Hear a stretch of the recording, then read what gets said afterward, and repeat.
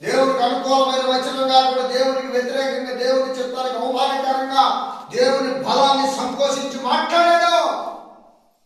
వాళ్ళందరినీ ఊరి విరుపులకు తీసుకొని వెళ్ళి రాళ్ళు పెట్టి కొట్టి సాపమన్నాడు.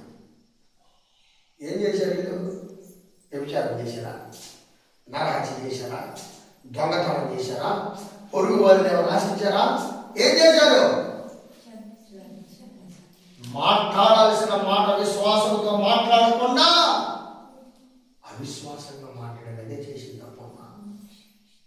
అంటే దేవుడు ఆ బలహీనమైన మాటని వ్యభిచారంతో సమానంగా మార్చాడన్నమాట.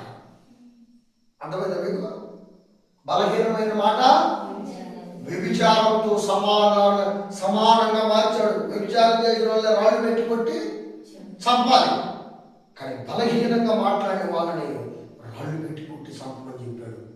నా ప్రియ దేవుని పెట్టారా, ఈ రోజున నీ మాటలు ఎలాగున్నాయి? నువ్వు దేవుని సంబంధం అయితే నువ్వు దేవుని మాట వింటావు, సంఘంలో ఆత్మీయుల మాట వింటావు, సేవకుల మాట వింటావు, సేవకురాల మాట వింటావు, ఆత్మీయుల మాట వింటావు. ఇవన్నీ మాటలు వినే వ్యక్తి కాబట్టి నీ ప్రార్థన గదిలో దేవుని స్వరాన్ని కూడా నువ్వు వింటావు, నువ్వు ఎదుగుతావు, ఫలిస్తావు. నువ్వు దేవుని మూలంగా పుడితే పాపం